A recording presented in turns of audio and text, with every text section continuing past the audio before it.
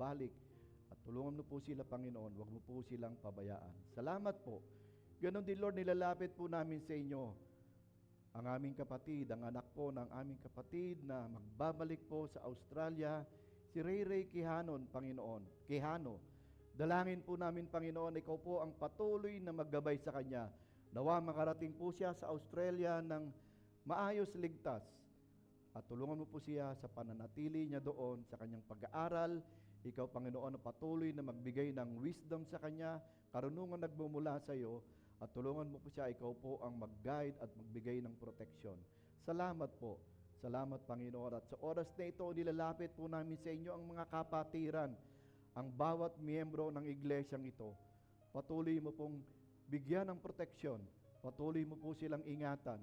Patuloy na i-provide, Panginoon, ang lahat ng kanilang mga pangangailangan sa araw-araw. Ganon din ang mga kapatid na narito ngayon. Ang aming mga bisita, Panginoon, dalahin ko, nawa hindi lamang ito ang unang pagkakataon na makakasama po namin sila sa panambahan. Bagkus, tulungan mo po sila, provide mo rin ang kanilang mga pangangailangan, Panginoon. At nawa, sa mga susunod pang linggo ay makasama po namin sila sa panambahan. Salamat po. Salamat, Panginoon, sa pagpapatuloy na pagbibigay mo po sa amin ng wisdom, karunungan nagmumula sa iyo, sa mga kapatiran na patuloy na nagbabahagi ng ebanghelyo ng aming Panginoong Hesus. Dalahin ko, Panginoon, ikaw po ang patuloy na magpalakas ng kanilang mga pangangatawan. Ganon din, patuloay na ikaw po ang magpala sa kanila. Pagkalooban mo po sila ng wisdom, karunungan nagmumula sa iyo, at tulungan mo po sila sa kanilang paglagong spiritual at patuloy na maibahagi ang ebanghelyo ng aming Panginoong Hesus. Ikaw rin, Panginoon, na maglalapit sa amin na mga tao na mababahagi na ng iyong salita. Salamat, Panginoon. Bigyan mo kami ng lakas, lakas ng loob, lakas ng pangangatawan, lakas ng spiritual, Panginoon, upang magampanan po namin ang tungkulin na iniatang mo sa aming mga balikat. Maraming salamat po sa inyo. Sa oras na ito, nilalapit din po namin sa inyo ang aming mga kapatid sa pangunguna po ng worship team, Panginoon, ang worship ministry. Dalahin ko, Panginoon, na patuloy mo pong pagpalain ang mga kapatid na ito sa pangunguna, sa pagpe-prepare, pagsasaayos ng aming nalalapit na selebrasyon ng ika-apat na pong taong anibersaryo ng Lord's Epistle Baptist Church.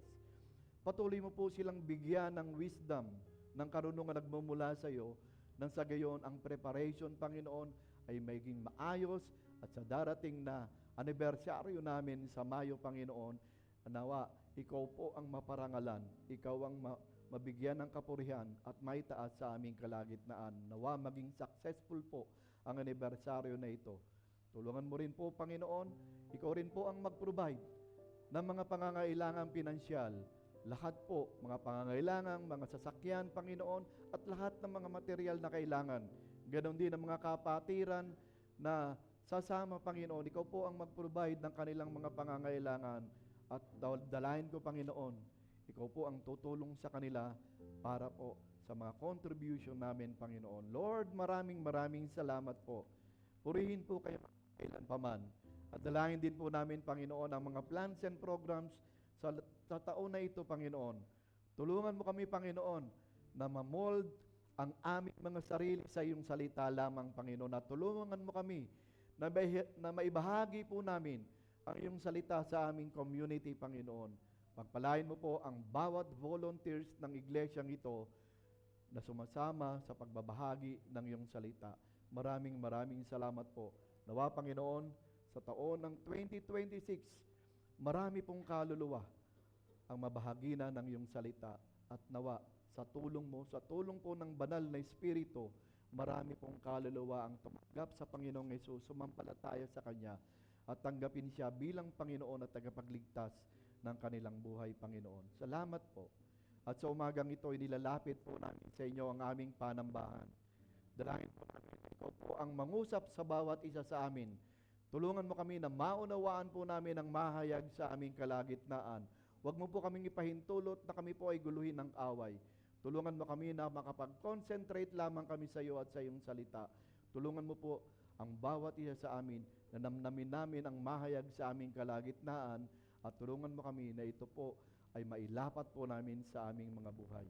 Maraming salamat po. Naway ikaw po ang aming maparangalan. Ikaw ang aming maitaas sa aming kalagitnaan. Ikaw rin, Panginoon, na mabigyan namin ng kaluwalhatian.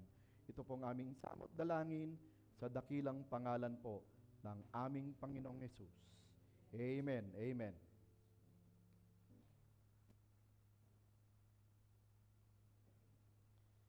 Muli isang magandang umaga po sa ating lahat. Tunay nga na napakabuti ng Panginoon. Oh? Kahapon po ay umattend kami, tawag dito, nagklase po kami face to face. No?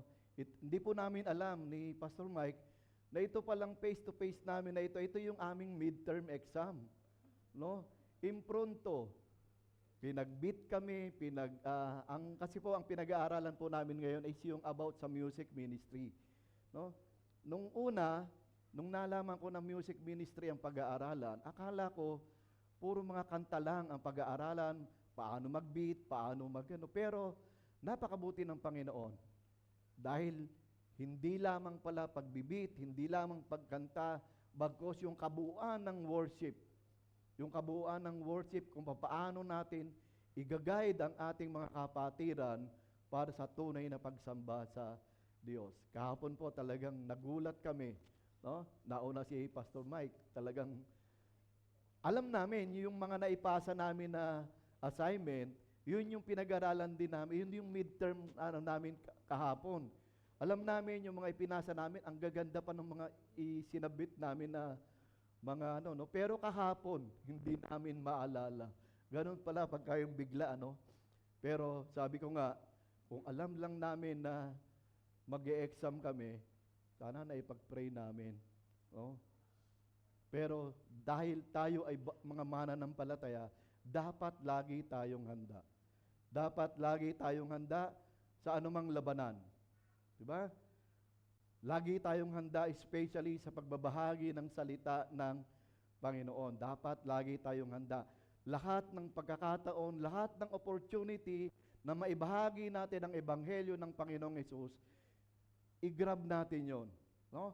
Salamat sa Panginoon, meron tayong mga kapatiran na mga bisita natin. Actually, hindi na natin sila bisita, di ba? Sila ay kapamilya na. Kapamilya ng iglesia ng ating Panginoong Hesus. Amen?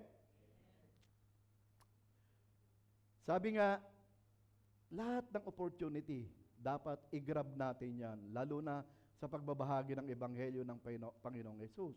Because our team this 2026, naalala ba natin yung team natin? Di ba?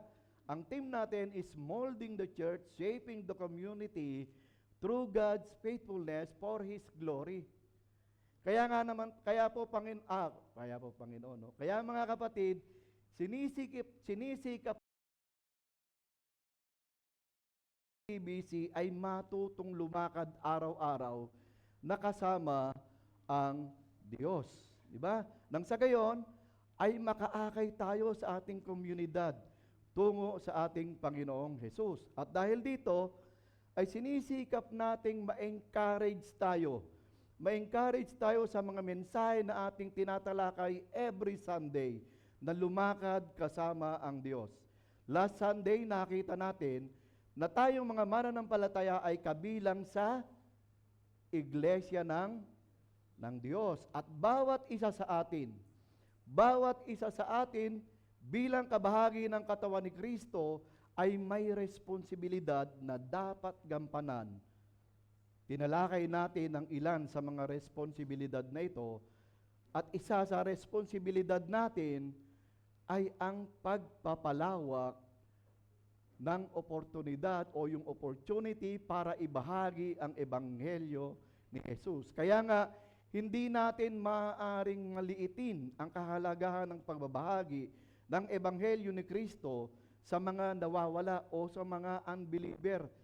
Nais ni Jesus na marinig ng lahat ang mabuting balita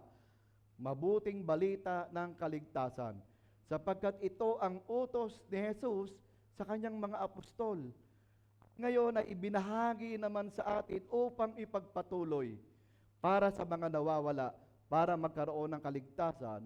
Sabi po ng Marcos 16:15, 16. At sinabi ni Jesus sa kanila, humayo kayo sa buong mundo at ipangaral ang magandang balita sa lahat ng tao. Ang sino mang sumasampalataya at mabautismo ay maliligtas, ngunit ang ayaw sumampalataya ay paparusahan. Tayo po ay tumayong lahat at buksan po natin ang ating mga Biblia sa Romans chapter 1 verse 16 to 17.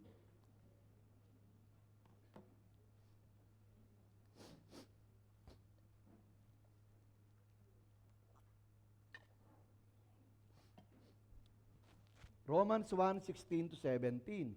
Hindi ko ikinahihiya ang magandang balita, sapagkat ito ang kapangyarihan ng Diyos para sa kaligtasan ng bawat sumasampalataya, unay sa mga Hudyo at gayon din naman sa mga Griego.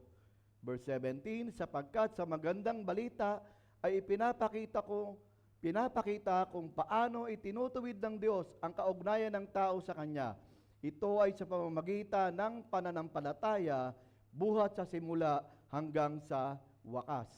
Tulad ng sinasabi sa kasulatan, ang itinuturing ng Diyos na matuwid sa pamamagitan ng pananampalataya ay mabubuhay. Purihin ang Diyos sa pagbasa ng Kanyang salita. Maari na po kayong maupo at samahan ninyo ko sa isang panalangin. Let us pray. O amang banal na manaming Diyos, sa manaming makapangyarihan sa lahat, Panginoon, maraming salamat pong muli sa pagkakataon na kami po ay sama-samang mag-aaral ng iyong salita. Nawa ang banal na Espiritu ang siya pong manguna sa aming mga puso at isipan. Tulungan mo kami na maunawaan po namin ang mahayag sa aming kalagitnaan. Tulungan mo kami na maunawaan namin ang iyong mga salita na aming mapapakinggan. Dalayan ko, Panginoon, na tulungan mo ang bawat isa sa amin ng aming napakinggan ay hindi manatiling napakinggan lamang, bagkus tulungan mo kami na ito po ay mailapat po namin sa aming mga buhay, ganon din maibahagi sa aming kapwa. Naway ko po ang aming maparangalan at madakila, mabigyan ng kaluwalhatian at maitaas sa aming kalagitnaan sa umagang ito.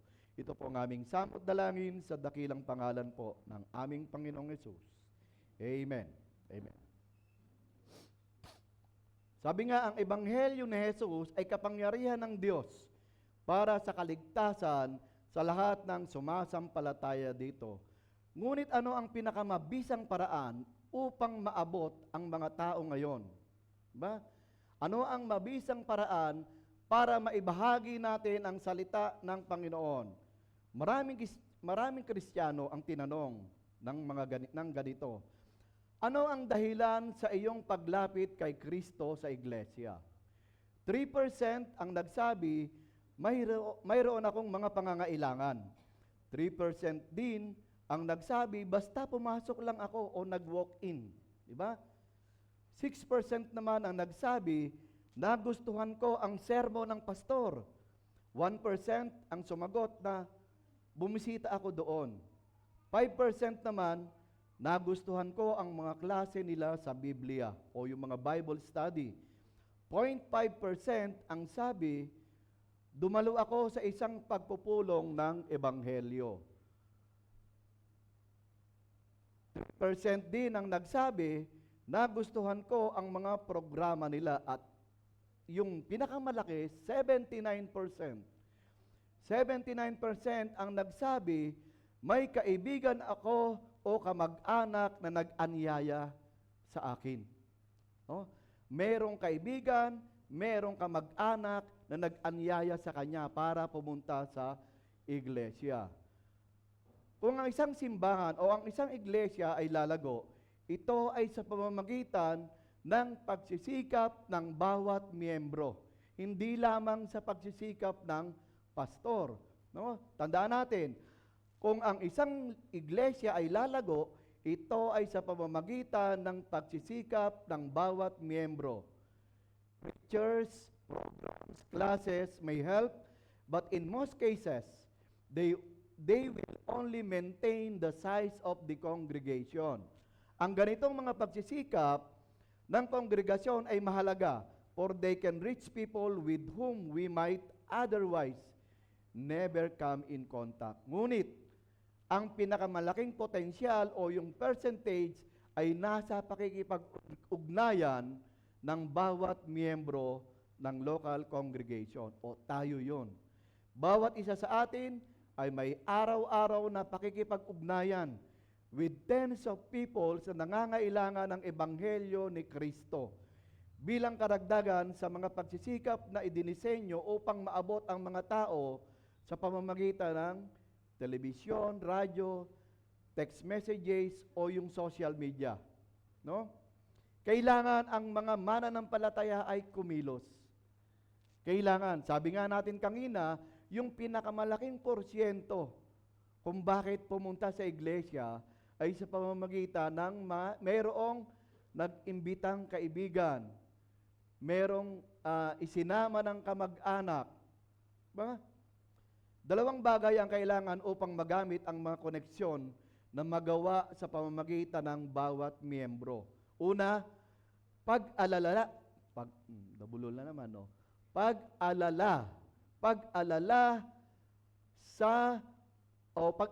at concern sa mga nawawala o yung mga unbeliever, especially sa mga kamag-anak natin. Diba? Especially doon sa loob ng tahanan natin na wala pang Kristo sa buhay. Sabi po ng Matthew 9:36-38, diba? Kailangan meron tayong concern na hindi lamang tayo dapat yung naligtas. Pangalawa, kaalaman kung paano natin mapapalawak ang ating mga pagkakataon o opportunities na ibahagi ang Ebanghelyo sa mga taong madalas nating nakakasalamuha. Assuming that concern is there, sa araling ito mga kapatid, nais kong ibahagi sa inyo ang mga mungkahi kung paano maaaring madagdagan ng ating mga pagkakataon o yung mga opportunities natin na ibahagi ang Ebanghelyo ni Jesus. Una, gumawa ng mga bagay na nagpapalago ng pag-aalaga sa ating kongregasyon. Dito muna sa loob natin, bawat miyembro. No? Ang ating pagmamahal ay makakatulong na patunayan na tayo ay mga Kristiyano, na tayo ay mga anak ng Diyos. Tayo ay tunay na alagad ni Kristo. Sabi po ng John 13:35, kung kayo'y may pagmamahal sa isa't isa, makikilala ng lahat na kayo'y mga alagad ko. Ba? Sa tingin natin, dito sa loob natin, kung tayo nagmamahalan, pag may nakakita sa atin na ibang tao, maaari natin silang maakit. Pero kung tayo mismo nagbabangayan, hindi magkaintindihan, nag-aaway, sa tingin ba natin meron tayong maaakay sa ating Panginoong Hesus? Hindi, di ba? Ang tamang doktrina, organisasyon, pagsamba at iba pa ay mahalaga. Ngunit ang ating pagmamahal sa isa't isa ang magpapatunay sa mundo na tayo nga ay tunay na mga alagad ni Kristo. Tandaan natin, ang ating pagmamahal ay makakatulong na patunayan na tayo ay mga Kristiyano. Ang ating pagmamahal ay makakatulong na maging kagamit-gamit sa Panginoon. Alam ng Panginoon ang tunay na kalagayan ng kanyang iglesia. Sabi po sa Pahayag 3:7-8. Kung tayo ay isang kongregasyon na magagamit ng Diyos, tandaan po natin, kung tayo ay isang kongregasyon o mga anak ng Diyos na magagamit niya upang maabot ang iba ng Ebanghelyo, upang maisama sila sa pamilya ng Diyos, upang alagaan sila sa kanilang spiritual na paglago, bibigyan tayo ng Diyos ng wisdom. Bibigyan tayo ng karunungan. Bibigyan tayo ng lakas ng loob para ibahagi ang salita ng Panginoon. And then, He will open doors for us. Magbubukas siya ng pintuan o magdadala siya ng mga kaluluwa para mabahagi na ng salita ng Panginoon. Kaya nga, kung ninanais natin o idinadalangin natin tayo ay maging gamit-gamit sa gawain ng Panginoon, siya mismo ang magpo-provide ng lahat ng ating mga pangangailangan. Hindi tayo matatakot. Kung ikukumit lang natin ang ating sarili, hindi tayo matatakot. Siya mismo ang magbubukas ng daan. Siya mismo ang maglalapit ng tao na mababahagi na ng salita ng Panginoon. Pero kung hindi natin aangkinin o hindi natin nanaisin na magbahagi ng salita ng Panginoon, wala tayong aasahan. Isipin natin, bawat isa sa atin, ilan ang miyembro ng LEBC? Sabihin natin yung mga 13 years old pataas, mga ilan? 100? Mga 120. Diba? Isipin natin, sa isang taon, bawat isa magdala ng kaluluwa o magbahagi ng salita ng Panginoon within the community. Sa taon ng 2027, ilan na tayo? 240. Isa lamang yon sa isang taon. Ilang araw sa isang taon? 365 days. Kaya nga, dati pa, meron na tayong programa, each one, bring one. Pero ang tanong, hindi po ako exempted. Ang tanong sa atin, ginawa ba natin? Nag-attempt ba tayo na magbahagi ng salita ng Panginoon? Huwag na tayong lumayo. Doon sa loob ng tahanan natin, marami pang mga hindi pa kilala ng lubusan ng Panginoong Yesus. Kung mababahagi na natin ng salita ng Panginoon, kung iko-commit lang natin ang ating sarili, then, ang Panginoon mismo ang magbibigay sa atin ng wisdom. Ang Panginoon mismo ang magbibigay sa atin ng strength, ng lakas ng loob para ibahagi ang kanyang salita. But suppose that we are not a place where new Christians can grow spiritually in an atmosphere of love. Narito ang ilang mga hakbang na dapat nating gawin. Number 1, sikaping makilala ang lahat ng miyembro sa pamamagitan ng pangalan. Halimbawa, iniisip natin parang hindi ko yata kayang gawin, no? Una, within the congregation muna, within the members muna, sikaping makilala ang lahat ng miyembro sa pamamagitan ng pangalan. Sa madalit salita, kilalanin natin ang isa't isa sa loob ng iglesia. Ang tanong, kilala ba natin ang ating mga kapatid? Tinatanong ko po kayo, kilala ba natin ang mga kapatid natin? Mga kapatid, ito po ay isang paalala. Ito po ay isang, anong tawag nito? Paalala nga, na kailangan kilalanin natin ang ating mga kapatid. No? Meron tayong mga bagong kapatid sa pananampalataya na nagmula sa Southville, nagmula sa Adelina 1A. Kilalanin natin sila. Tanungin natin kung ano ang pangalan. Ba?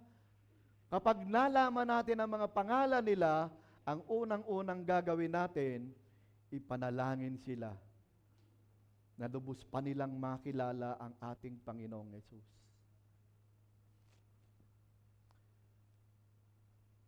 Kung hindi natin kilala ang mga miyembro ng LEBC, kumuha tayo ng talaan o yung directory ng simbahan at simula ng pagtutugma ng mga pangalan sa kanilang mga muka. O? Halimbawa, sino ba yung makulit na pastor ng LEBC? O, kilala nyo kung sino yon? Pastor Mike yon. Hindi po, joke lang po yon, no? Kilalanin natin, ang importante, makilala natin ang bawat isa. At hindi tayo magkaroon ng, hindi tayo mahiya sa isa't isa. Kailangan nating makilala. Kumuha tayo ng mga, madali lang natin makukuha kung sino yung mga miyembro. Lumapit kayo sa ushering committee. Kulitin nyo si Miggy. No? Mingi kayo ng names ng mga member. Subukang makilala ang bagong miyembro. Sabi ko nga, subukang makilala ang isang bagong miyembro sa bawat serbisyo hanggang makilala mo silang lahat. At isa pa, practice hospitality towards the members. Ano ibig sabihin nun? Sabi po yan ng 1 Peter chapter 4 verse 8 to 9. Higit sa lahat, magmahalan kayo ng tapat, sapagkat ang pagmamahal ay pumapawi ng maraming kasalanan. Buksan ninyo para sa lahat, para sa isa't isa ang inyong mga tahanan at gawin ninyo ito ng hindi mabigat sa loob. Anyayahan sa iyong tahanan o anyayahan na kumain sa labas. Magtakda ng layunin ng isang bagong pamilya o miyembro bawat buwan. Umattend sa bawat fellowship na ginagawa naman ng karamihan sa atin. Bisitahin ng ibang mga Kristiyano ng madalas, especially yung mga may sakit, mga nakakulong, wala naman nakakulong sa atin, ano? Mga bagong miyembro, meron tayong mga bagong miyembro. Every Saturday, pumupunta tayo sa Southville. Bisitahin sila, kausapin. Ngayon, nakita na natin kung paano natin ayusin ang ating sarili sa pagmamahal sa mga kapatid sa loob ng iglesia. Number 1, kailangan ipadama natin ang pagmamahal natin sa mga miyembro, sa mga kapatid sa loob ng iglesia. Ngayon naman, number 2, gumawa tayo ng listahan ng mga kaluluwa na gusto nating maligtas. Oh? Maaaring isipin natin, hindi naman ito mahalaga. Subalit, kailangan natin ito. Isa itong kapaki-pakinabang na pamamaraan. Ang listahan, sa sekular na buhay, ang listahan ay ginagamit ng mga taong matagumpay sa lahat ng antas ng buhay. Ang pagkakaroon ng listahan ng mga bagay na dapat gawin. Di ba? Meron tayong mga kapatid na narinig natin, dati hindi marunong mag-manage ng kaperahan. Pero gumawa ng listahan. Ito para sa Panginoon, ito para sa allowance namin, ito para sa pag-aaral ng anak, ito para sa pambaon ko pagpasok sa trabaho. Ibig sabihin, meron siyang nakaayos, may listahan. Ganon din. Kung sino yung gusto nating mabahagi na ng Ebanghelyo ng Panginoong Hesus, magkaroon tayo ng listahan at ipanalangin. No? Para sa atin, nakakatulong ito na ituon ang ating pansin sa mga taong nais nating maabot para sa Panginoon. Kailangan meron tayong listahan. Parang yung sinabi sa atin, kung nagpe-pray tayo, yung mga ipinagpe-pray natin, inililista natin. At pag sinagot ng Panginoon, inililista natin kung kailan natin ito pinag-pray, kung kailan sinagot ng Panginoon. Ganon din. Kung sino yung mga taong gusto nating mabahagi na ng salita ng Panginoon, umpisahan nating isulat, magawa tayo ng listahan. Ilagay natin doon kung kailan natin sila binisita, kung kailan binahagi na ng salita ng Panginoon, at kung kailan tumanggap sa Panginoong Hesus. Makakatulong ito sa pagbabahagi o yung pagbabahagi ng salita o ng Anghelyo ng Panginoong Hesus. Sa pagbuo ng listahan, magsimula sa mga taong malapit sa iyo. Sino-sino yon? Family, friends, yung mga co-workers, mga neighbors, relatives of fellow church members, regular visitor to the services of the church, yung casual acquaintance, sino-sino ang mga ito? Sino yung mahilig sa Shopee, Lazada? Taas ang kamay. Ako, number 1 na akong tumataas. No? Yung mga nagdi-deliver sa atin. Good morning po. Si Edel po. Lazada po. No? Yung mga nagdi-deliver, pagkakataon na natin yon para mabahagi na ng salita ng Panginoon. Diba? Maraming paraan. Kung gusto, maraming paraan. Kung ayaw, maraming dahilan. Diba? Magawa tayo ng listahan. Pero, wag naman mga 5 page naman ang listahan ang gawin natin. Kailangan yung talagang kaya lang natin. Limitahan ang listahan ito sa 5 o 8 kaluluwa. Kung ang listahan ay napakarami, hindi tayo makakapag-focus sa ating pagbabahagi. Hindi magiging epektibo. Kailangan limited lamang. Yung kaya lang natin. No? Bigyan natin ng prioridad yung mga unbeliever na hindi aktibong miyembro ng anumang denomination o particular na relihiyon. Dahil yung mga active members of other religion o other denomination, very satisfied na sila doon sa kanilang ano. Pero kung may pagkakataon, why not? Pero umpisahan natin doon sa mga unbeliever. Pinakamabuting paraan o pinakamabuting magkaroon din, kung mag-asawa kayo, magkaroon lamang kayo ng isang listahan.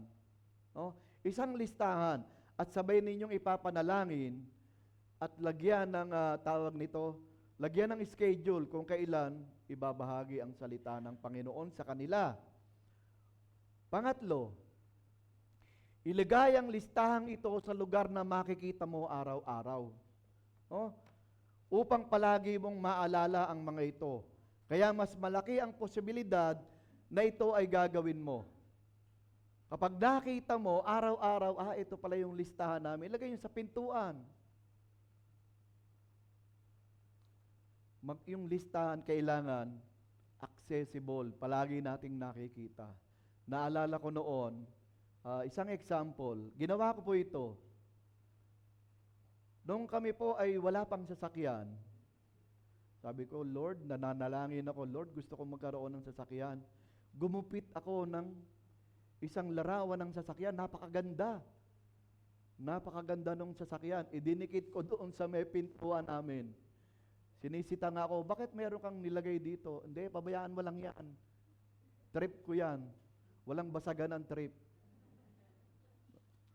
Pinanalangin ko po yun, lagi kong nakikita.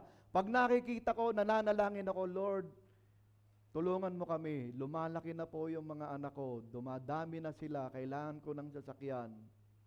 Nanalangin ako. Araw-araw kasi nakikita ko. Sinagot ng Panginoon yung panalangin. Kahit kakarag-karag, okay lang. Basta sinagot niya.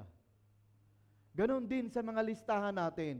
Kung lagi nating nakikita, maaalala natin at maipapanalangin natin araw-araw. Ipanalangin ang mga kaluluwa na ito sa iyong listahan. Yun po yung ating pangatlong punto. Na ang Diyos ang makipagtulungan sa iyo. Ipanalangin natin na ang Diyos ang makikipagtulungan sa atin upang bigyan ka ng pagkakataon na gumawa ng mabuti para sa kanila. Sabi po ng Colossians chapter 4, verse 3. Upang bigyan ka ng karunungan, upang sulitin ang pagkakataong iyon. Sabi po ng Ephesians 6:19-20. Ipanalangin natin yung nilagay natin sa listahan. Ilingin natin sa Diyos na bigyan tayo ng mga pagkakataon, ng lakas ng loob, para maabot sila. Ipanalangin din sa Panginoon, bigyan tayo ng karunungan. Kung ano yung strategy para maabot natin sila. Ang mga nasa listahan mo, magkaroon ka ng pagkakataong bigyan mo ng pagkakataong marinig nila ang katotohanan. Magkaroon ng tapat na puso upang maging bukas at tumanggap sa katotohanan. Ipanalangin natin na yung mga babahaginan natin ng salita ng Panginoon ay magkaroon ng bukas na puso para tanggapin ang katotohanan. Sino ang katotohanan? O sino ang katotohanan? Ang Panginoong Hesus. Tandaan po natin, ang Diyos ang nagpapatanggap at nagpapalago. Tayo ay mga lingkod lamang na maaaring gamitin ng Diyos sa kanyang mga gawain. Ang Diyos ang magpapatanggap sa kanila. Tayo lamang ay mga lingkod na magpapagamit sa Diyos. Kaya kahit na magtrabaho tayo o laliman natin yung ginagawa natin, nakasalalay pa rin sa Diyos ang pagpapatanggap. Ang Diyos pa rin. Yung kaalaman natin, yung kakayanan natin, ang Diyos ang magbibigay sa atin. At ang Diyos din ang magpapatanggap doon sa tao, ang magbubukas ng kanyang puso para makilala ang Diyos, para tanggapin si Jesus bilang Panginoon niya at tagapagligtas ng kanyang buhay. Tandaan natin, ang Diyos lamang ang makakatulong sa atin sa mga gawain na ito. Kaya gawin mo ang mga bagay na nagpakita ng iyong pagmamahal sa kanila. Ang kahalagahan ng suggestion na ito, mga kapatid, walang pakialam ang mga tao sa dami ng nalalaman natin. Wala silang pakialam kung ano man yung nalalaman natin. Hindi nila alam kung gaano tayo nagmamalasakit. Ang pagpapakita ng pag-ibig, tandaan po natin, ang pagpapakita ng pag-ibig sa kanila ay malamang magbukas sa kanilang puso na tanggapin si Jesus bilang Panginoon at tagapagligtas ng kanilang buhay. Sabi po ng 1 Peter chapter 2 verse 12, mamuhay kayo ng maayos sa gitna ng mga hentil upang kahit na paratangan nila kayo ng masama, makikita nila ang inyong mabubuting gawa at magpupuri sila sa Diyos sa araw ng kanyang pagdating. Kaya nga kung makikita sa atin na namumuhay tayo ng maayos at nakikita ang ating pagmamahal sa kanila, malaking porsyento na sila ay tumanggap sa katotohanan. Na sila ay tumanggap sa Panginoong Hesus. Tanggapin ang salita ng Panginoon. Pero kung nakikita sa atin na hindi tayo namumuhay ng ayon sa salita ng Panginoon, ayon sa kalooban ng Panginoon, malayong malayo na sila ay tumanggap sa Panginoong Hesus. Kaya nga palagi nating sinasabi, paglabas natin sa iglesia, ang daladala natin, number 1, ang pangalan ng Diyos. Number 2, ang pangalan ng iglesia, ang Lord's Episcopal Baptist Church. At number 3, ang pangalan ng mga kapatiran. Kaya kung hindi tayo namumuhay ng maayos, ang sasabihin lang sa atin, bakit pa ako pupunta sa inyo? Kayo nga, ikaw nga, hindi mo inaayos ang buhay mo.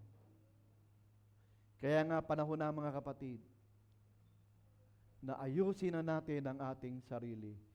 Ayusin na natin, mamuhay tayo ayon sa kalooban ng Diyos. Alam na natin? Sabihin mo sa katabi mo, alam mo na. Umayos ka. Huh? Alam na natin. Alam natin dapat kung ano ang dapat nating gawin. Bilang mga anak ng Diyos, bilang nakipag-isa sa Panginoong Hesus, dapat inaayos natin ang ating buhay. Sino yung mga driver? Simple lang, di ba? Sa karsada, ang daming mga motor, bigla na lang harurot doon sa harapan mo. Yung iba, overtake sa'yo, mga sasakyan din. Anong gagawin natin? Habulin ba natin yon? God bless you, kapatid.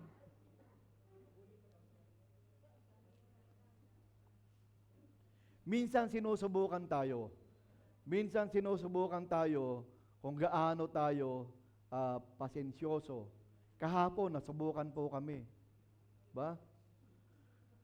Sobrang traffic. Alam niyo naman sa Bikutan, di ba? Galing po kami sa Community of Praise. Doon kami nag-exam. Traffic, sobra. Yung nag-traffic, doon lang nakaharap. Ganon siya ng ganon. Ganon. Pagkatapos, eto naman. Pagkatapos ito, ganon na naman. Pagkatapos, ganon na naman. Eh, yung kasama ko po, talagang talagang ang pakiramdam ko, gusto na talagang gusto na talagang sugurin. Pero salamat sa Panginoon, na control yung sarili. Pasado, pero bumubusina. Sabi ko nga sa kanya, bababain ko na ba? Minsan sinusubukan tayo sa mga maliliit na pagkakataon. Di ba? Simple lang yon, mag-aantay lang tayo. Pero, bilang mga anak ng Diyos, kailangan natin ayusin ang ating sarili. Kailangan natin ayusin yung ating sarili. Sabi nga, kung sino ang nakakaintindi, siya ang umunawa. Kung sino nakakaunawa, siya ang umunawa. Diba? Nasa atin ang katotohanan. Kaya dapat ipakita natin sa buhay natin ang katotohanan. May mga ilang hakbang na dapat nating gawin. Anyayahan yung mga gusto nating mabahaginan ng salita ng Panginoon, anyayahan natin sa ating tahanan, sa isang hapunan o merienda. Bisitahin sila lalo na sa panahon ng pagsubok o karamdaman. Gawin ang mga bagay sa kanila on a social level. Makisalamuha sa kanila, makipagkaibigan. Diba? Natutuwa ako, meron akong mga kapatid na gumagawa nito. Diba? Nagpupuri ako sa Panginoon dahil ginagampanan niya yung dapat niyang gampanan. Kahit hindi ka kilala, kapag may pagkakataon, sinasamantala yung pagkakataon na maibahagi ang ebanghelyo ng Panginoong Hesus. At hindi lang yon. Kung minsan, nagdadala pa ng isang simpleng maaalala ka ng tao o maaalala ang Panginoong Hesus na talagang ito ay anak ng Panginoon. Sabi nga nung isang kapatid natin, meron silang nakausap diyan sa Adilena 1A nung Saturation Drive. Sabi nung isa, kapag magbabasketball, bago sila mag-start, pwede ba magbahagi ng salita ng Panginoon? Sabi namin, sige, pupunta kami. At yung isang kapatid nag-suggest, why not dalhan natin sila ng pandesal para mas lalo silang maengganyo. Yun ang kailangan natin. Kailangan nating magpakita ng kabutihan sa kanila para sa gayon ay maakay natin sila sa Panginoong Hesus. Sabi nga, imbitahan ng mga nasa iyong listahan na dumalo sa worship service. Pagkatapos ng bahagi na ng salita ng Panginoon, invite them to attend worship service katulad ng ginawa ng ating mga kapatid doon sa Southville. In-invite yung mga kapatid natin. Ayan ngayon, kasama na natin. Diba? Yon ang gawain ng isang mananampalataya ng isang anak ng Diyos. Invite them.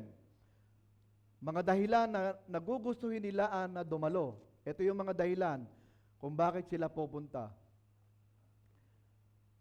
Magkakaroon sila, o dapat magkakaroon sila ng pagkakataong makitang kumikilos ang isang mapagmalasakit na kongregasyon. Siguro yung mga kapatid natin sa Southville, may nakita doon sa mga nagbahagi sa kanila ng salita ng Panginoon, naramdaman nila yung pagmamalasakit. Kaya naengganyo sila na bumisita sa atin. Yun ang kailangang gawin ng bawat miyembro ng Iglesia ng Panginoon. Yakapin natin yung opportunity na mapaglingkuran sila, na pagmalasakitan sila, na maipadama ang pag-ibig sa kanila. They will more likely have an opportunity to be presented with the gospel of Christ. Kapag nakita yung pagmamalasakit sa atin, magkakaroon tayo ng pagkakataon, mas lalo pa nating maibahagi ang ebanghelyo ng Panginoong Hesus sa kanila. Mas lalo pa nilang makikilala ang ating Panginoong Hesus. Kaya nga sa ating paghahanda, sa pag-imbita sa mga kaluluwang ito, siguraduhin din natin manalangin. Ipanalangin sila na bigyan ng pagkakataon o bigyan ng puso, lumagay sa kanilang isipan na madama yung pagmamalasakit nila sa atin sa pamamagitan ng panalangin natin. No? Humingi ng karunungan upang anyayahan sila sa pinakamahusay na paraan. Humingi ng lakas ng loob na mag-alok ng imbitasyon para dumalo. Palagay ko, mayroong lakas ng loob yung nag-imbita sa ating mga kapatid. No? Nadama yung pagmamalasakit, nakita yung lakas ng loob sa pag-imbita sa kanila, kaya kasama natin sila ngayon. No? At kung may mga dumalo sa mga naimbitahan natin, kailangan tayong magpakita ng pagmamahal sa mga bisita na dumalo. Katulad ng ginawa natin kanina. Hindi naman natin palaging ginagawa na umawit ng welcome to the family. Pero ginawa natin yon. Gusto nating ipadama sa mga kapatid yung pagmamahal na mayroon ang LEBC. Pagmamahal na mayroon ang bawat miyembro ng Lord's Epistle Baptist Church. Ipakita natin ang pagmamahal sa kanila kung tayo man ang nag-imbita sa kanila o hindi tayo. Kailangan natin silang batiin, ipaalam sa kanila na malugod silang tinatanggap na ginawa natin kanina. Anyayahan sila sa bahay o sa labas para sa isang hapunan o merienda. Or after the worship service, kape-kape muna. Marami tayong kape dyan, di ba? Dati ginagawa natin yon. Kapag meron tayong bisita, meron muna tayong coffee time after the worship service. No? Pagkatapos nito, naimbitahan natin sa kanila, palagay ko, nakuha nyo yung mga contact numbers sa kanila. Pagkatapos doon, tawagan sila o bisitahin pagkatapos silang dumalo. Kasi sabi po ng Hebrews 13:2, palaging maging bukas ang inyong mga tahanan para sa mga taga-ibang bayan o yung mga bisita natin. May ilang tao noon na nakapagpatuloy ng mga anghel ligid sa kanilang kaalaman. Doon sa Old Testament. Diba? Sa paggawa nito, inihahanda ninyo ang kanilang mga puso para sa Ebanghelyo. Pag naging bukas tayo sa pagmamahal, pag naipadama natin ang pagmamahal sa kanila, mas lalo silang magiging bukas sa Ebanghelyo o sa salita ng Panginoon. Sa pamamagitan ng pagpapakita ng pagmamahal ng isang kongregasyon katulad ng ginawa natin kanina. Kaya napakabuti ng Panginoon. Mas malamang na maniniwala sila sa pagmamahal ng Diyos na ipinapakita sa buhay ni Kristo. Sabi po ng 1 Peter chapter 2 verse 11 to 12. Malamang na maniniwala sila dahil makikita sa atin kung ano ang buhay ng isang mananampalataya na ipinapakita natin ng pagmamahal, pagmamalasakit. At pangpito, tiyakin na may pagkakataon silang marinig ang Ebanghelyo. Kaya nga sa pag-imbita natin, maririnig nila. Marami silang maririnig. Mangyayari ito pagkatapos na makita ang isang Ebanghelyo sa ating buhay. No? Sabi ko nga kanina, kung inaayos natin ang ating mga buhay, makikita na isinasabuhay natin ang salita ng Panginoon malamang na babalik at babalik sila uli. Sa pamamagitan ng ating pagmamahal, pagpapakita ng pagmamahal, pagpapakita ng pagmamalasakit o yung pakikitungo sa kanila at marami pang iba, mararamdaman nila na hindi sila nagkamali ng pagsama sa atin. Hindi sila nagkamali na totoo ang pinaniniwalaan natin, ang sinasampalatayanan natin. Hindi sila maniniwala sila na buhay ang ating Diyos. At kapag naimbitahan na natin sila o umatenda sila sa ating iglesia, meron tayong pagkakataon na turuan sila o alokin natin sila ng mga Bible studies, mga home Bible studies, o yung mga fellowship, katulad ng ginagawa natin sa mga bago nating mga miyembro. O kaya alokin natin sila na mag-aral. Encourage natin sila na magbasa, mag-aral ng salita ng Panginoon.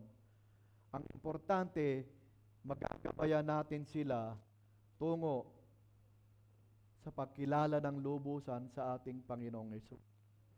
At kung hindi natin ito kaya, kung hindi natin kayang turuan sila, ibigay ito sa atensyon ng mga miyembrong may kakayanan at handang magturo. No? Magbigay ng mga pagkakataon para sa mga guro na itatalaga natin para turuan sila, bigyan sila ng pagkakataon na magkakilala sa isa't isa. Ibig sabihin, ipapakilala natin sila ng lubusan. Kaya nga, kailangan nating yakapin yung mga opportunity para sa pagbabahagi ng Ebanghelyo ng Panginoong Hesus.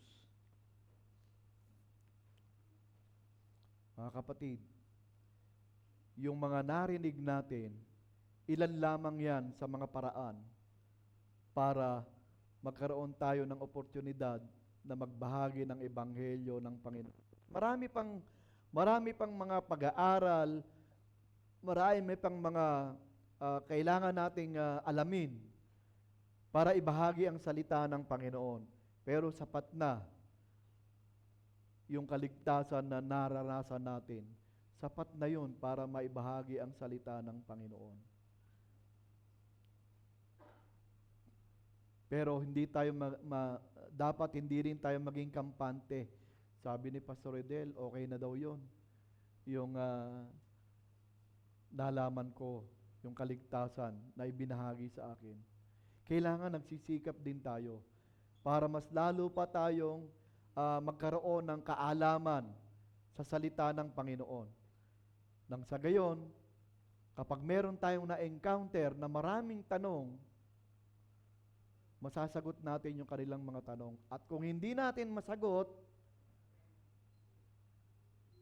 balikan natin sila. Alamin natin kung ano yung... Kaya kailangan pagka tayo nagbabahagi ng Ebanghelyo ni Jesus, meron tayong listahan. Meron din tayo daladalang notebook at ballpen o pencil. Para kung halimbawang nagbabahagi tayo ng salita ng Panginoon at merong question, sulat natin. Lalo na yung mga question na hindi natin alam sagutin. Kapatid, babalikan kita sa susunod na kung Saturday man yan o kung anong araw man yan, babalikan kita. O kaya dadalhan kita ng may mas nakakaalam. Diba? Katulad ng ginawa ng isa nating kapatid doon sa Mahada.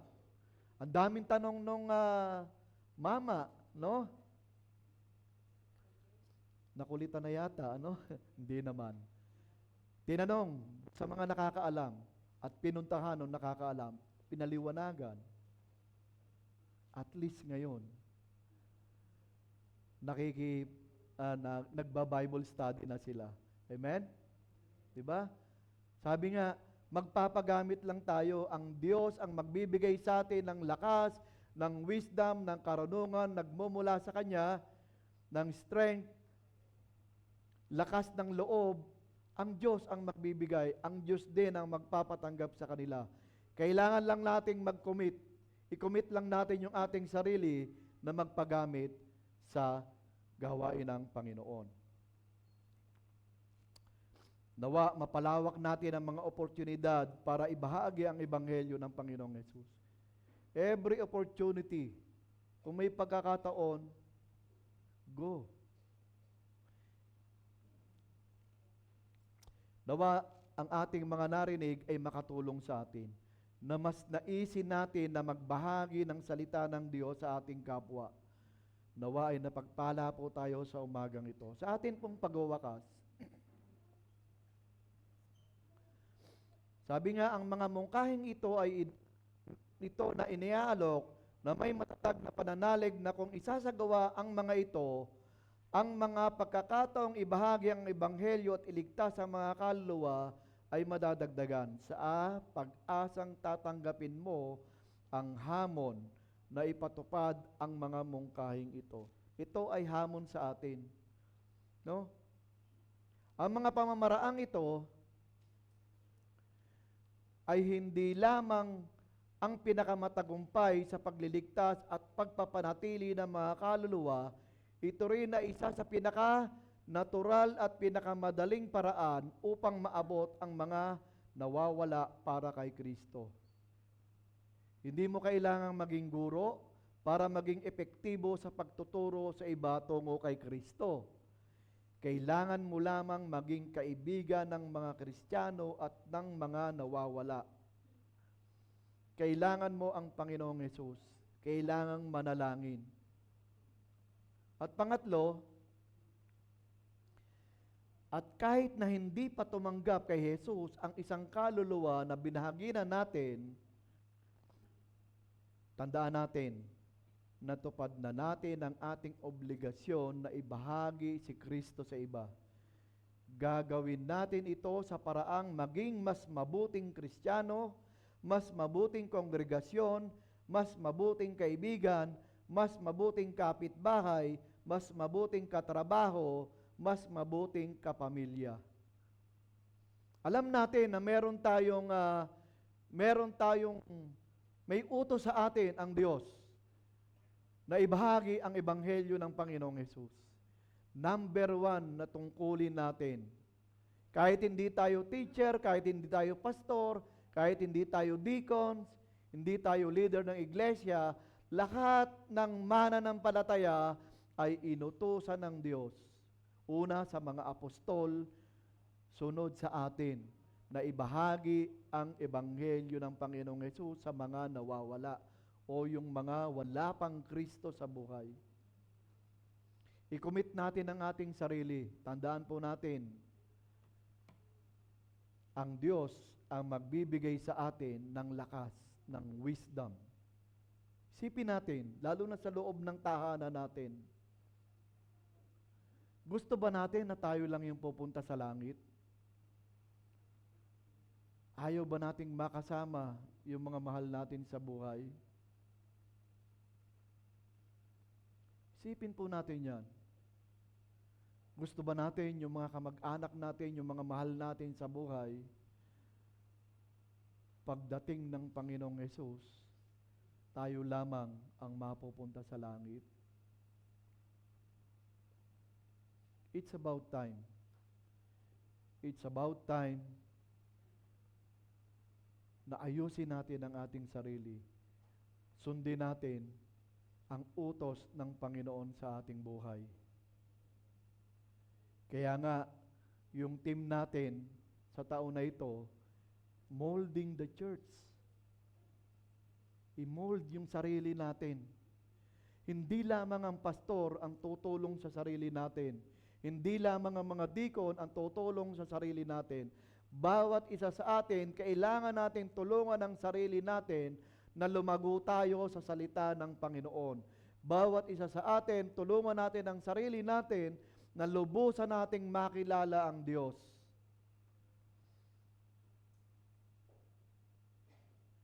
Kaya nga mga kapatid, kailangan makita sa buhay natin ang salita ng Diyos. At sa umagang ito, ang challenge po sa atin, may mga challenge na iiwan sa atin sa umagang ito. Number 1, have those interested in being involved meet together on a weekly basis.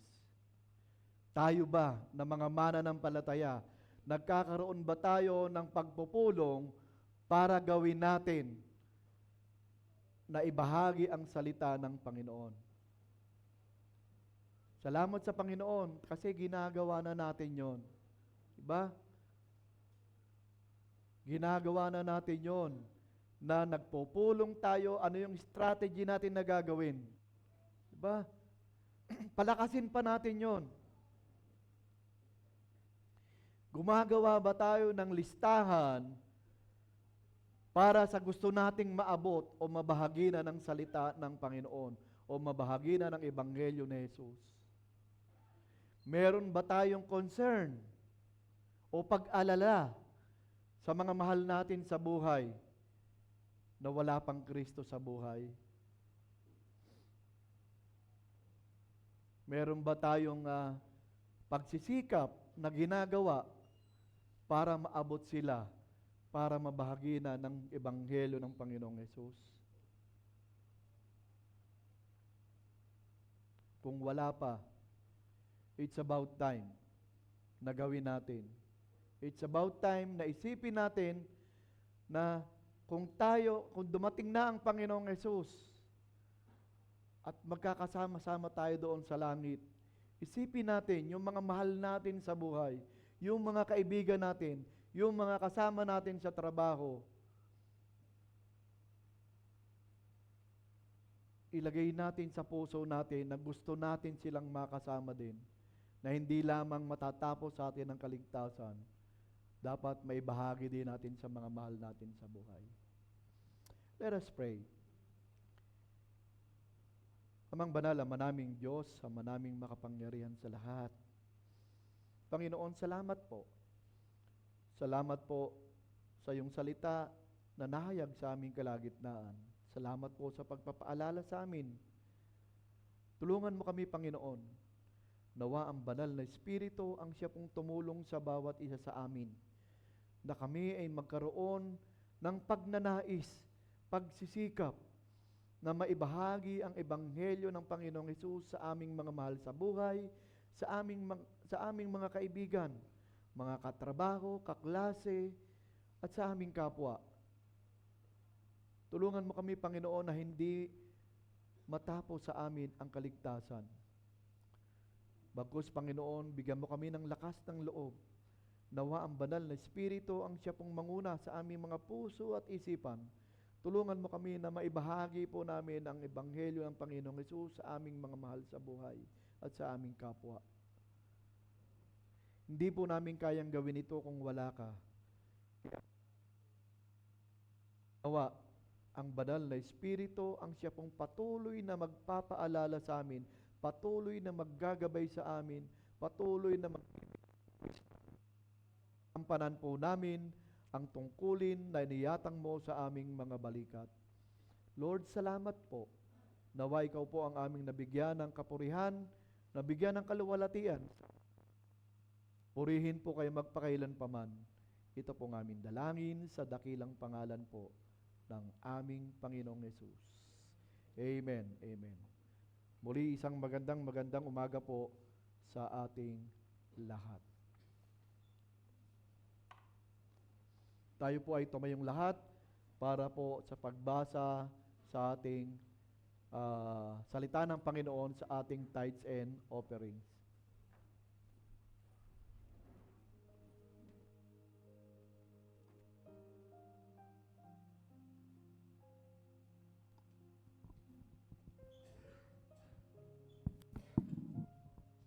Morning po. Ang atin pong scripture reading sa offertory ay magmumula sa Kawikaan 3:9 hanggang 10. Basahin ko po sa Mabuting Balita Biblia. Parangalan mo si Yahweh sa pamamagitan ng iyong mga kayamanan at mula sa iyong mga pinakamainam na ani. Siya ay iyong handugan. 10. Sa gayon, kamalig mo ay lagi ng aapaw, sisidlan ng inumin ay hindi na matutuyuan. Makakaupo na po kayo at samahan niyo ako sa panalangin.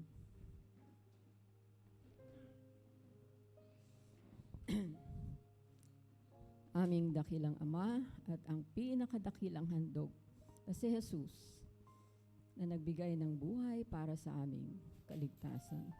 Nagpupuri po kami at nagpapasalamat sa paalala mo, Panginoon, na sumunod lamang kami sa iyo, Panginoon, ay hindi mo kami pababayaan, dear God. In fact, kami nga ang nagpapabaya, dear God. Kaya hihingi po kami ng kapatawaran, Lord. Salamat, Panginoon, sa mga kaloob mo na trabaho, kalakasan, mga kumpanya, Panginoon, mga organisasyon, gobyerno, nag-aayuda, mga taong ginagamit mo, Panginoon, para ang aming mga pangangailangan ay matugunan, dear God. Minsan po ay umaapaw nga, dear Lord, at minsan nga ay mga normal na tinatawasan namin sa araw-araw ay hindi man lang namin nabibigyang parangal ikaw, Panginoon, dahil sa na-normalize na ang pagtanggap namin ng mga biyaya sa iyo, dear God. So, maraming salamat po. Bigyan mo po kami ng pusong masaya sa pagbibigay, Panginoon, yung mga nag-i-struggle sa pagbibigay ng ikaw po, lalo na ang kaloob, ay bigyan mo po ng mayamang kasiyahan sa kanilang mga puso sa umagang ito, Panginoon. Maalala nilang, ikaw ang unang nagkaloob, Panginoon, ng pinakadakilang handog na si Jesus. Kaya po, busugin mo kami ng iyong pagmamahal upang kami po ay dakilain ka, Panginoon, sa aming pagbibigay na ito. Dear God, salamat sa partnership na pinagkaloob mo sa amin upang kami po ay magbigay para ang mga gawain mo ay maipagpatuloy. Sa LEBC, Panginoon, tunay na dinadakila ka namin dahil di ka nagkukulang sa LEBC, dear God. Thank you so much sa lahat ng mga biyaya at ito pong lahat ng dalangin namin ay may pasasalamat naming inihahandog sa aming Panginoong Jesus. Amen.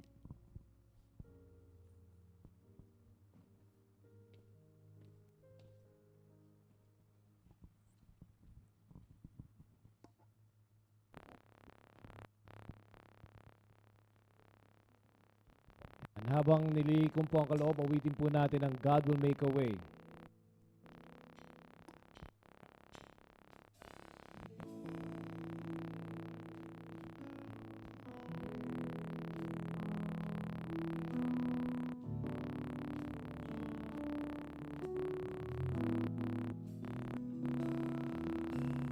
God will make a way where there seems to be no way. He works in ways we cannot see. He will make a way for me. He will be my guide. Hold me closely to His side. With love and strength for its new day, He will make a way. He will make a way. God will make a way where there seems to be no way. He works in ways we cannot see. He will make a way for me. He will be my guide. Hold me closely to His side. With love and strength for its new day, He will make a way. He will make a way. By a roadway in the wilderness, He lead me. And rivers in the desert will I see. Heaven and earth will fade, but His word will still remain. He will do something new today. Iniling ko po ang lahat na tumayo. God will make a way where there seems to be no way. He works in ways we cannot see. He will make a way for me. He will be my guide. Hold me closely to His side. With love and strength for its new day, He will make a way. He will make a way. With love and strength for its new day, He will make a way. God will make a way. Amen. Glory to God.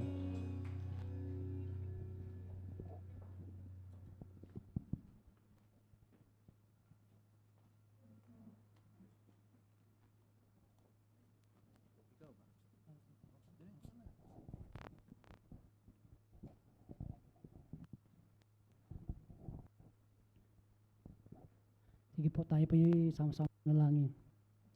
O dakilang Diyos na papagmahal, marapat po na ikaw ay papurihan, pasalamatan sa kadakilaan mo po sa bawat isa po sa amin. Salamat po sa umagang ito na pinagkalooban mo po kami ng sapat at maayos na oras upang kami po ay magsama-samang manalangin, mag-aral ng iyong banal salita. Salamat po sa mga paalala na sa araw-araw po namin ginagawa ay ikaw lamang po ang aming pupupurihin po. Salamat po sa mga blessing na natatanggap po namin na siya mo pong pinagkakaloob. Salamat din po sa kalakasan taglayin bawat isa po sa amin na nagmumula po sa iyo. Lakas na maging kaluguran sa mga tao, sa mga gawain po na nais nyo na gawin po namin. Dalangin ko po Diyos, balutin mo po ng iyong banal na Espiritu ang bawat isa po sa amin upang manatili ang katatagang kalakasan. Magpakailanman, kayo po ang Diyos sa aming buhay. Ganon din po Diyos, sa aming pong pansamantalang pag-iwalay, dalangin ko po ang inyong gabay sa bawat isa upang ang bawat isa ay makauwi ng sapat ligtas sa bawat tahanan po nila.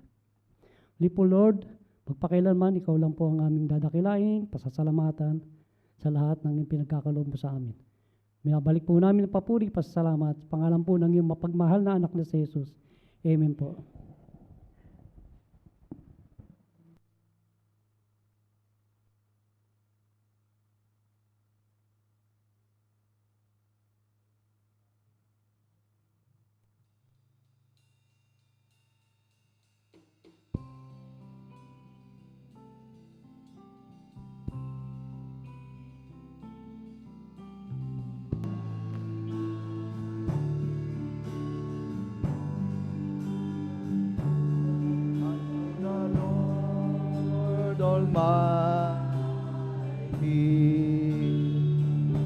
Be glory both now and ever. Glory forevermore. Amen.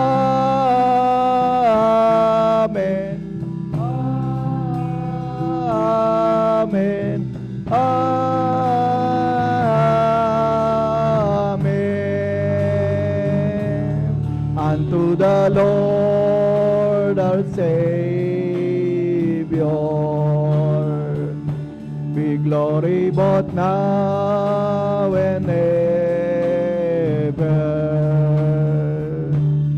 Glory forevermore. Amen.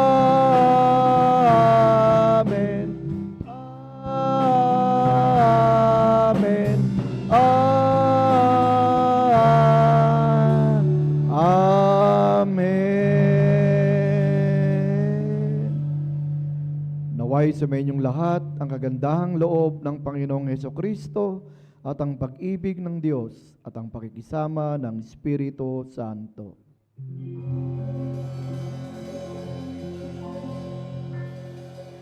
Amen.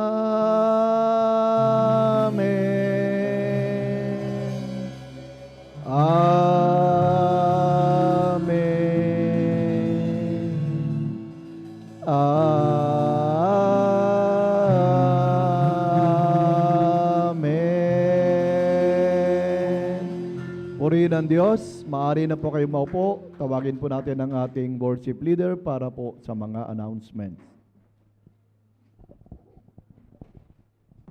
Magandang umaga po muli sa ating lahat. Nawa po ang lahat po ay napagpala po ng ating pong Panginoong Yesus. Sige po, para po sa ating po mga announcements. Welcome po sa ating po mga first-timer, mga guest po natin. Kung maaari lamang po na mabanggit po ang inyo po mga pangalan, maaari po tayong tumayo. Nang sa gayon po ay makilala po namin kayo. Nandiyan po ang ating pong kapatid na si Ate Sherilyn Bumagat. Yan. Sige po, maaari po bang tayo tumayo? Welcome po kayo sa ating pong pananambahan sa umaga pong ito. Nandun po din po si Ma'am Sherry Jane Bumagat. Yan. Magandang umaga po sa ating lahat. Mga kapatid, mamaya huwag mong natin kakalimutan, sila po ay kamayan po natin at patuloy po tayo makipag-usap sa kanila. Andyan din po si Ate Purisima Kaindok. Yan. Nanay Purisima Kaindok. Welcome po sa ating pong pananambahan sa umaga pong ito. Sige po, maaari na po tayo makaupo. Para po sa ating pong Sunday worship attendance, ang ating pong adults, meron po tayong 75. Ang ating pong guests, meron po tayong 3. At sa mga kids po natin, meron po tayong 22, a total of 100. Bigyan po natin ng malakas po na palakpak ang ating Panginoong Jesus. Yan. Para po sa ating po mga birthday celebrants, birthday, andyan po ang ating pong kapatid, Nanay Polly Pineda, sa February 9, bukas, no? Happy birthday po, Nay Polly, Tita Polly. Pastor Joseph Pineda, sa February 11. Happy birthday po, Pastor, na nasa Hong Kong.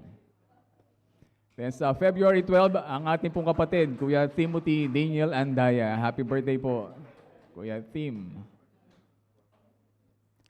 At ang ating pong kapatid na si Kuya Chris Bano. Yan. Happy birthday po, kapatid Chris. Estudyante ko po to si Sunday School. Namimiss na po namin to. Yan. Para po sa ating pong participants next Sunday, ang ating pong worship leader ay si Brother Ferdy Marciliana. Brother Ferdy. Ating pong operator reader and prayer, Sister Dom de Mihilio. Yan. At sa ating pong closing prayer, Brother Conrad Sawale. At para naman po sa ating pong Marshal, Brother Andrew Aranda. Ang ating pong mga ushers and greeters, Brother Rodel and Rose Embing. At ang ating pong presider, ang ating pong kapatid, Brother Joy Santonia. Kakaroon po ng BOT meeting pagtapos po ng ating pong Sunday School. Para po sa ating pong mga kapatid. Nakabahagi po nito. Para po sa ating pong prayer retreat, tawagin po natin ang ating pong WMU President, Sister Beth, para po sa karagdagang detalye. Magandang umaga po mga kapatid. Nais ko pong anyayahan ng mga beloved kong WMU na umati po tayo sa prayer retreat. Ito po ay gaganapin sa Jabis Campsite. 8 to 11 po yan, pero siguro alis tayo dito ng mga 6. Sabado. Sabado po yan. So, mga beloved WMU, ito po ay ating gawain para po sa ating prayer retreat ng Sumabka. At pinaalala ko rin po yung ating napagkasunduang fund. Wala po yung treasurer, pero pwede nyo pong bigay sa akin. Willing naman akong tumanggap at lista. Thank you po. So, huwag niyo po kakalimutan po yan sa Feb 21, Saturday po yan. Meron pa po bang mga other announcements? Bago tayo tumungo sa ating pong Sunday School?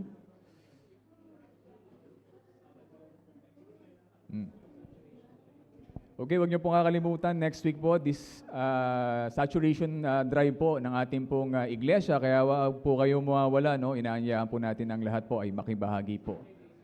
Saturday, this coming Saturday. Anong oras po, bro?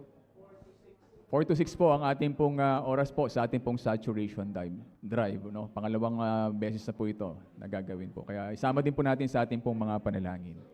Meron pa po bang mga additional announcements? Kung wala na po, tayo pong lahat ay tumayo na, tayo po ay magbatian at tayo po ay tutungon na po sa ating pong mga Sunday School. Magandang umaga po sa ating lahat.